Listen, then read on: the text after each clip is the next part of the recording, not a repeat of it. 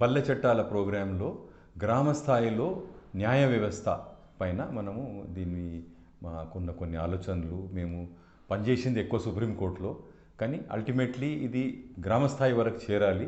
కాబట్టి ఇది ఒక ప్రధానమైన అంశం. ఇది లీగల్ యాక్సెస్, ఇది విలేజ్ లెవెల్ గ్రామ స్థాయిలో. ఒక ఒక ఒక కాంట్రడిక్షన్ ఏంటంటే 2009లో వచ్చింది న్యాయ పంచాయత్ యాక్ట్, ఒక చట్టమే ఉంది, సెంట్రల్ యాక్ట్, గ్రామ్ న్యాయాలయ యాక్ట్ అని. ఆ గ్రామ్ న్యాయాలయ యాక్ట్ ఈరోజు వరకు ఎక్కడ కూడా స్థాపించబడలేదు. ఏ స్టేట్లో కూడా గ్రామ స్థాయిలో కోర్ట్స్ కానీ లేక ఎటువంటి ట్రైబ్యునల్స్ కూడా లేవు. బట్ ఈ ప్రాబ్లం అంతటా కలుగుతుంది. అంతటా కూడా ఒక డెమోక్రటిక్ సెటప్లో మనం ఇండియా డెమోక్రసీ అన్నప్పుడు అందులో న్యాయ వ్యవస్థ ఒక డెమోక్రసీలో ఎలా ఉండాలనేది ఇంకా క్లారిటీ లేదు. సుప్రీంకోర్టు ఏం కొత్తది కాదు. ఇంగ్లీష్ టైంలో కూడా ఫెడరల్ కోర్టు ఉండే, దాన్ని మేము ఫాలో అవుతున్నాం. హైకోర్ట్స్ కూడా ఉండే, అదేవిధంగా జిల్లా కోర్టులు కూడా ఉండే ఇంగ్లీష్ టైంలో. కానీ ఎప్పుడు కూడా ఇంగ్లీష్ రిజీమ్లో కానీ వేరే రాజుల రిజీమ్లో ఎప్పుడు కూడా గ్రామ స్థాయిలో ఎటువంటి ఒక న్యాయ వ్యవస్థ అనేది ఎప్పుడు కూడా లేకుండే. మొట్టమొదటిసారి 2009లో ఈ యాక్ట్ తీసుకొచ్చినారు.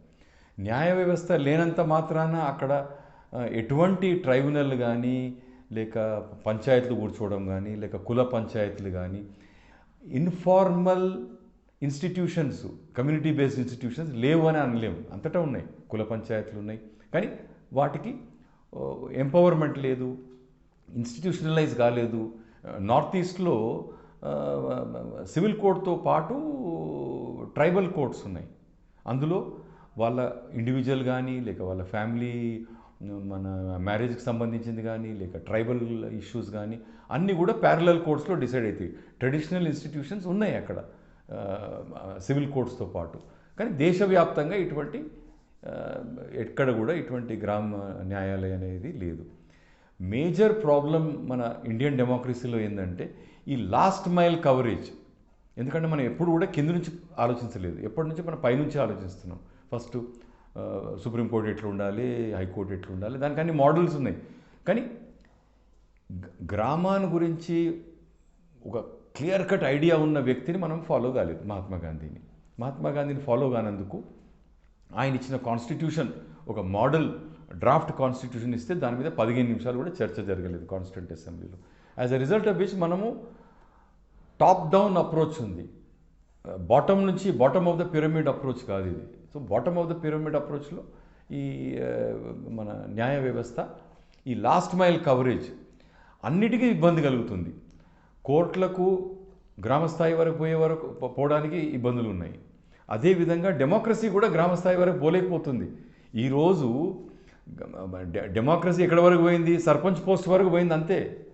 డెమోక్రసీ కూడా ఏనాడైతే గ్రామసభ లెవెల్కి పోతుందో అప్పుడు నిజమైన డెమోక్రసీ ఎస్టాబ్లిష్ అయిందని అనుకోవాలి. మేము రాడికల్గా ఏదో రిఫార్మ్స్ అంటలేము. ఉన్న కాన్స్టిట్యూషన్ కింద ఇప్పుడు గ్రామ సభ గురించి క్లారిటీ లేదు. పంచాయతీరాజ్ యాక్ట్లో గ్రామ సభకు ఒక అర్థం ఉంది, దాని తర్వాత ఎన్వైరన్మెంట్ యాక్ట్లో ఒక అర్థం ఉంది, బయోడైవర్సిటీ యాక్ట్లో ఇంకో అర్థం ఉంది, ఫారెస్ట్ రైట్స్ యాక్ట్ కింద ఇంకో అర్థము. ఈ విధంగా అన్ని చట్టాల కింద రకరకాల అర్థాలు ఉన్నాయి దానికి, ఏది గ్రామ సభ అనేది. సో గ్రామ సభ అనేది డెఫినెట్గా దాన్ని మళ్ళీ రీడిఫైన్ చేయాలి. ఏనాడైతే గ్రామ సభ అది దానికి ఒక నిజమైన రూపం కలుగుతుందో ఊర్లో, ఆనాడు నిజమైన డెమోక్రసీ ఎస్టాబ్లిష్ అయిందని అనుకోవాలి. అదేవిధంగా ఇది మన ఏదైతే న్యాయ వ్యవస్థ ఉందో ఊరు లెవెల్కు కవర్ చేయడానికి వీలు పడతలేదు ఉన్న సిస్టమ్కి. ఎందుకంటే ఇది లాస్ట్ మైల్ కవరేజ్. ఈ లాస్ట్ మైల్ కవరేజ్ ఎట్లయితే ఆర్మీలో కూడా ఇవన్నీ ఆర్టిలరీ కానీ క్యావెలరీ కానీ ఒక దగ్గరికి పోతాయి, ఆడికెళ్ళి ఫుట్ సోల్జర్స్ పోవాలి, ముందుకు తీసుకెళ్ళాలి. అదేవిధంగా ఈరోజు ఇండియన్ కాన్స్టిట్యూషన్కి అవసరం ఉన్నది గ్రామ స్థాయిలో న్యాయ వ్యవస్థ ఉండాలంటే ఇండియన్ కాన్స్టిట్యూషన్కి ఈరోజు ఫుట్ సోల్జర్స్ అవసరం. లాస్ట్ మైల్ కవరేజ్కి ఈ ఫుట్ సోల్జర్సే దాన్ని కవర్ చేయగలుగుతారు. ఇది ఇన్ఫార్మల్ సెక్టర్లోనే చాలా తేలికగా మనం ఎస్టాబ్లిష్ చేయగలుగుతాం. ఆ ధోరణిలో ఆ విధంగా మనం ఆలోచిస్తే ఈ యాక్సెస్ టు జస్టిస్ అనేది గ్రామ స్థాయి వరకు మనము తీసుకెళ్ళవచ్చు. ఇప్పుడు మన గ్రామ స్థాయిలో మనము న్యాయ వ్యవస్థ అనుకున్నప్పుడు ఇన్ఫార్మల్ ఇన్స్టిట్యూషన్స్ పైన లేక కమ్యూనిటీ బేస్డ్ ఇన్స్టిట్యూషన్స్ పైన మనం దాని గురించి ఆలోచించవలసి ఉన్నది. ఇప్పుడు స్వాతంత్రం వచ్చిన తర్వాత గాంధీజీతో పనిచేసేవాళ్ళు కొంతమంది దీన్ని పొలిటికల్ పార్టీ చేయొద్దని వాళ్ళు సోషల్ సర్వీస్లో దిగినారు. అందులో బాబా ఆమ్తే లెప్రసీకి చేసినాడు. అదేవిధంగా ఒక హరివల్లభ్ పారీక్ అనే వ్యక్తి బరోడాలో ఆయన ఇన్ఫార్మల్ కోర్ట్ ఎస్టాబ్లిష్ చేసినాడు, ఆయన సొంత కోర్టు. ఆ కోర్టు ఈ గత 70 సంవత్సరాలలో 1,50,000 కేసులు డిస్పోజ్ చేసింది హరివల్లభ్ పారీక్. నేను ఇంత మొదలు చెప్పినట్టు ఈ గ్రామ్ న్యాయాలయ ఏదైతే చట్టం ఉందో అది హరివల్లభ్ పారీక్ యొక్క ఇన్ఫార్మల్ కోర్టుని స్టడీ చేసి లా కమిషన్ స్టడీ చేసింది, రికమెండ్ చేసింది. కేస్ స్టడీ హరివల్లభ్ పారీక్ది కేస్ స్టడీ తీసుకొని వాళ్ళు ఈ గ్రామ్ న్యాయాలయ చట్టము దేశం ముందు పెట్టినారు. సో ఈ విధంగా ఎన్నో ఇన్ఫార్మల్ ఇన్స్టిట్యూషన్స్ ఉన్నాయి. ఉత్తరాఖండ్లో 3 చోట్ల ఒక గోలు దేవత అని ఉంది. అది అతను అక్కడ లోకల్ రాజా కింద చీఫ్ ఉండేది. కానీ ఆయన ఈ న్యాయ పంచాయతీలు పెట్టేది. ఏదైనా పంచాయతీ ఉంటే పంచాయతీ కూర్చోబెట్టడము, వాళ్లకు జస్టిస్ కలిగించడము. అది ఆయన పేరు మీద 3 గుళ్ళు ఉన్నాయి.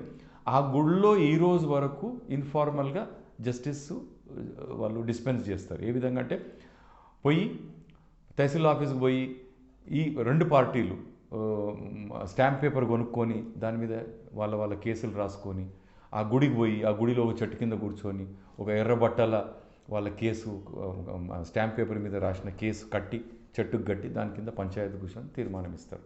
సో ఇట్లా ఇన్ఫార్మల్ ఇన్స్టిట్యూషన్స్ ఎన్నో ఉన్నాయి. హరివల్లభ్ పారీక్ ఉంది, గోలు దేవత ఉన్నాడు, ఇది ఇక్కడ ఉత్తరాఖండ్లో. అదేవిధంగా నార్త్ ఈస్ట్లో నేను అన్నట్టు ఎంటైర్ నార్త్ ఈస్ట్లో more so in 6th schedule. 6th schedule 6th schedule areas అంతటా ఉన్నాయి. అస్సాంలో ఉన్నాయి, వేరే త్రిపురలో ఉన్నాయి. కానీ 90% 6th షెడ్యూల్ స్టేటు మేఘాలయ. మేఘాలయలో ప్యారలల్ ఇన్స్టిట్యూషన్స్ ఉన్నాయి. 6th షెడ్యూల్ కింద ట్రెడిషనల్ ఇన్స్టిట్యూషన్స్కి చోటు ఉంది కాబట్టి అక్కడ సివిల్ కోర్ట్ ఎంత ఇంపార్టెంటో ఈ మన community based traditional tribal court కూడా అంతే ఇంపార్టెంట్. సో ఈ విధంగా మన దగ్గర ఇంత పెద్ద దేశంలో ఎన్నో ఇన్ఫార్మల్ ఇన్స్టిట్యూషన్స్ ఉన్నాయి. కానీ ఈ ఇన్ఫార్మల్ ఇన్స్టిట్యూషన్స్కి మనం ఒక ఫార్మల్ అథారిటీ ఎట్లా ఇవ్వగలుగుతాము? ఫర్ ఎగ్జాంపుల్ మేఘాలయలో పంచాయతీరాజ్ సిస్టమ్ లేదు. ప్రతి ఊర్లో విలేజ్ చీఫ్ ఉన్నాడు, గవర్నమెంట్ తరఫున వీడియో ఉన్నాడు, విలేజ్ డెవలప్మెంట్ ఆఫీసర్. ఇట్లా ప్యారలల్గా నడుస్తుంది. అదే సిక్కింలో పంచాయతీరాజ్ ఇన్స్టిట్యూషన్స్ ట్రెడిషనల్ ఇన్స్టిట్యూషన్స్నే పంచాయతీరాజ్ ఇన్స్టిట్యూషన్స్గా రికగ్నైజ్ చేశారు. సో అక్కడేమైంది, ఇప్పుడు మేఘాలయలో పంచాయతీరాజ్ సిస్టమ్ లేనందుకు వాళ్ళకి నిధులు రావడం లేదు, ఢిల్లీ నుంచి నిధులు రావు. సో ఇట్లా మొత్తం దేశంలో ఈ వెరైటీ ఉండే వరకు, కానీ అయినంత మట్టుకు ఈ ఇన్ఫార్మల్ ఏదైతే జస్టిస్ డిస్పెన్సింగ్ సిస్టమ్ ఉందో దానికి మనం ఫార్మల్ పవర్ ఇచ్చినట్టయితే ఈ డూప్లికేషన్ తప్పుతుంది. అండ్ అపార్ట్ ఫ్రమ్ దట్ గ్రామ స్థాయిలో అందరికీ ఈ మన ఏదైతే యాక్సెస్ జస్టిస్కి యాక్సెస్ గ్రామ స్థాయిలో దొరుకుతుంది. అయితే ఈ డైవర్సిటీ ఇంత ఉన్నప్పుడు ఇన్ఫార్మల్ ఇన్స్టిట్యూషన్స్ని కూడా వాడుకోవాలి. మహారాష్ట్ర ట్రైబల్ కమ్యూనిటీస్లో ఇక్కడనే కాదు ప్రపంచవ్యాప్తంగా పర్ఫెక్ట్ జస్టిస్ సిస్టమ్ ఉందంటే ట్రైబల్స్లో. అండ్ 3000 సంవత్సరాల నుంచి కంటిన్యూటీ ఉన్న సిస్టమ్ ఇది. ఎప్పటి నుంచి అయితే ట్రైబల్ సొసైటీ ఏర్పడ్డదో అప్పటి నుంచి ఇప్పటి వరకు ఎప్పుడు కూడా ఎటువంటి బ్రేక్ లేకుండా ట్రైబల్ సిస్టమ్ ఏర్పడ్డది. ఈ మధ్యనే మేము మెండాలేక అనే గ్రామాన్ని మేము గడ్చిరోలి డిస్టిక్లో పోయి చూసినాం. అక్కడ గ్రామ్ సభలో రెజల్యూషన్ పాస్ అవుతేనే అది అమల్లోకి వస్తుంది. అంటే సర్పంచ్ నుంచి అధికారం పక్కకు జరిగి అది గ్రామ సభలో డిపాజిట్ అయ్యింది. అదేవిధంగా వాళ్ళకి జస్టిస్ సిస్టమ్ ఉంది, వాళ్ళ సొంత ఎడ్యుకేషన్ సిస్టమ్ ఉంది, హెల్త్ సిస్టమ్ ఉంది. జస్టిస్ సిస్టంలో గడ్చిరోలిలో ఈ మెండాలేక అనే గ్రామంలో వాళ్ళ జస్టిస్ సిస్టమ్ని దాన్ని ఇంకో పదం వాడాలంటే అది కన్సెన్షువల్ జస్టిస్. ఒక 100 మంది కూర్చొని ఏదైనా డిసైడ్ చేసేది ఉంటే ప్రతి ఒక్క వ్యక్తి దగ్గర వీటో పవర్ ఉంటుంది. ఏ ఒక్క వ్యక్తి కూడా అంగీకరించకుంటే ఆ నిర్ణయాన్ని అది పెండింగ్ పెడతారు. ఊరందరూ ఒప్పుకున్న నాడే అది ఇంప్లిమెంట్ చేస్తారు. సో అది కన్సెన్షువల్ సిస్టమ్ ఆఫ్ జస్టిస్ అనేది. అయితే ఈ ట్రైబల్ సొసైటీస్లో నాకు తెలిసినంత మట్టుకు ఇండియాలో ఉన్న ట్రైబల్ సొసైటీస్లో మేము విన్నాము కానీ ఎప్పుడు స్టడీ చేయలేదు. సంతాల్ ట్రైబల్స్ది చాలా పర్ఫెక్ట్ జస్టిస్ సిస్టమ్ అంటారు. దాని గురించి ఎక్కువ మనము మహాశ్వేతాదేవి కథలలో మనము దాని గురించి చదివినాము, కానీ అది ఇంకో డెప్త్లో స్టడీ చేస్తే కానీ గ్రామ స్థాయిలో ఇవన్నీ మోడల్స్ మనం వాడుకొని ఒక స్థిరమైన వ్యవస్థని ఏర్పాటు చేసే అవసరం ఉంది. అండ్ కాన్స్టిట్యూషన్ కింద కూడా మనము ఇది కాన్స్టిట్యూషనల్ గోల్ కాబట్టి, కానీ ఇన్ఫార్మల్ సెక్టర్కి దీనికి పెద్ద పాత్ర వహించవలసి ఉంటుంది. ఇక్కడ స్వాతంత్రం వచ్చిన తర్వాత మన ట్రైబల్ కమ్యూనిటీస్ డిస్రప్ట్ అయిపోయినాయి. ట్రైబల్ కమ్యూనిటీస్లో ఉన్న వాళ్ళ సిస్టమ్స్ మనం అడాప్ట్ చేసుకునే బదులు మన సిస్టమ్ని వాళ్ళ మీద, ఇప్పుడు ఫర్ ఎగ్జాంపుల్ స్కూల్ ఉంది, ఇప్పుడు వాళ్ళ స్కూల్ సిస్టమ్ ఇప్పుడు గోండ్లల్లో కానీ కోయాలల్లో కానీ వాళ్ళది ఒకటి గోతుల్ సిస్టమ్ అనేది ఉంది. ఆ గోతుల్ సిస్టంలో అమ్మాయి 9 సంవత్సరాలు నిండగానే లేక అబ్బాయి 13 సంవత్సరాలు నిండగానే వీళ్ళని ఇంట్లో నుంచి తీసేసి డార్మెటరీకి పంపిస్తారు. వాళ్ళ చదువు, ఎడ్యుకేషను, కో ఎడ్యుకేషను అన్నీ కూడా ఆ డార్మెటరీలోనే. ఆ డార్మెటరీలో ఉన్న తర్వాత వాళ్ళకు 18 సంవత్సరాలు నిండిన తర్వాత వాళ్ళు పెళ్లి చేసుకోవాలంటే చేసుకొని ఇంకొక దగ్గర వాళ్ళ సంసారం చేయవచ్చు. ఈ గోతుల్ సిస్టమ్ని మనం రికగ్నైజ్ చేయలేదు.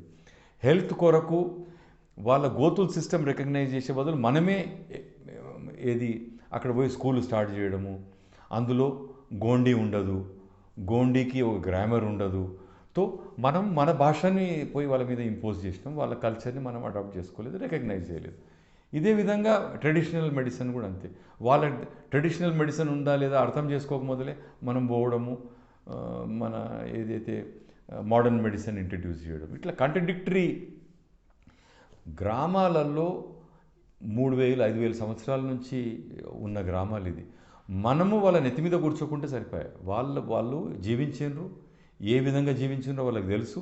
మనము వాళ్ళకు ఏ విధంగా జీవించాలి అనే ఒక ఆదర్శం కానీ ఇది చూపించడానికి మనం పోతున్నాం. అది అనవసరమైన పని. వాళ్ళకి తెలుసు, వాళ్ళకున్న అధికారాలు, వాళ్ళకున్న నిధులు వాళ్ళకి ఇచ్చేయండి, వాళ్ళు ఎట్లా బతకాలనో వాళ్ళకి తెలుసు. అయితే ట్రైబల్ కమ్యూనిటీస్లో వాళ్ళ సిస్టమ్ని మనం అడాప్ట్ చేసుకోవాలి కానీ లేక రికగ్నైజ్ చేయాలి. కానీ మన సిస్టమ్ని తీసుకెళ్ళి వాళ్ళ మీద ఇంపోజ్ చేయడం అనేది ఇది ఇప్పుడన్నా ఈ 70 సంవత్సరాల తర్వాతనన్నా ఇది మానుకొని ఒక ట్రైబల్కి ఒక ఐడెంటిటీ ఉంది, ట్రైబల్ నుంచి కూడా నేర్చుకునేటి ఎన్నో ఉన్నాయని సమాజం రికగ్నైజ్ చేయాలి. మేము ట్రైబల్స్కి ఏదో నేర్పిస్తామని కాదు, వాళ్ళు ఏ విధంగా వాళ్ళ ఎడ్యుకేషన్లో కానీ లేక వాళ్ళ ఎల్డర్లీ పర్సన్ని ఏ విధంగా చూసుకుంటారో, లేక గ్రామ స్థాయిలో వాళ్ళు ఏ విధంగా వాళ్ళ మేనేజ్ చేసుకుంటారో రిసోర్సెస్, వాళ్ళ దగ్గర నుంచి కూడా నేర్చుకునేటి ఎన్నో అంశాలు ఉన్నాయి.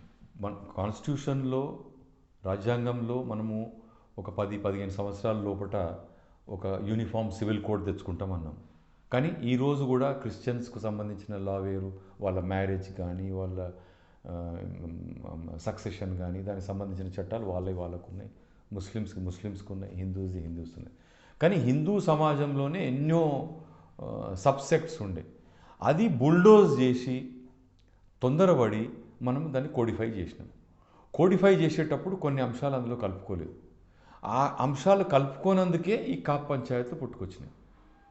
మనం అందరినీ కలుపుకొని కన్సల్ట్ చేసి తెచ్చిన హిందూ కోడ్ కాదు.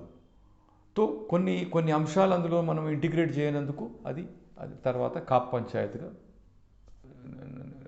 వాళ్ళు మన ఏర్పరచుకున్నారు. దాని మీద కాప్ పంచాయతీలో వాళ్ళు జడ్జిమెంట్లు ఇవ్వడము, కొన్ని పెళ్లిళ్ళకు అడ్డం రావడము, కులం బయట పెళ్లి చేసుకోవద్దని ఎన్నో వాళ్ళు కాన్స్టిట్యూషన్కి భిన్నంగా కొన్ని వాళ్ళు రూల్స్ చేసుకొని వాళ్ళు విలేజ్ లెవెల్లో ఇంప్లిమెంట్ చేసుకున్నారు, ఎస్పెషల్లీ జాట్స్.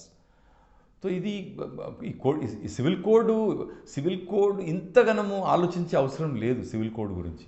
ఇప్పుడు గోవా ఉంది, గోవాలో 500 సంవత్సరాల నుంచి యూనిఫామ్ సివిల్ కోడ్ ఉంది. మరి మనం కొత్తగా చేస్తున్నది ఏం లేదు కదా. గోవాలో ఉన్న యూనిఫామ్ సివిల్ కోడ్ని మనం దేశవ్యాప్తంగా మనం అడాప్ట్ చేసుకోవచ్చు. ఇండియా అనేది ఇది ఒక దేశం అనేది కాదు, ఇది ఒక కాంటినెంట్. ఇంత డైవర్సిటీ ఉంది. ఒక మూలాన పోర్చుగీస్ రాజ్యం వెళ్ళిపోతే ఇంకో దగ్గర ఫ్రెంచ్ వాళ్ళు ఉండ్రి, మన పాండిచ్చేరిలో. అదేవిధంగా ఓన్లీ 1/3 ఇండియా బ్రిటిష్ ఇండియా, అక్కడనే ఇంగ్లీష్ లా ఉండే. వేరే దగ్గర అంతటా ఇండిజినస్ లా ఉండింది.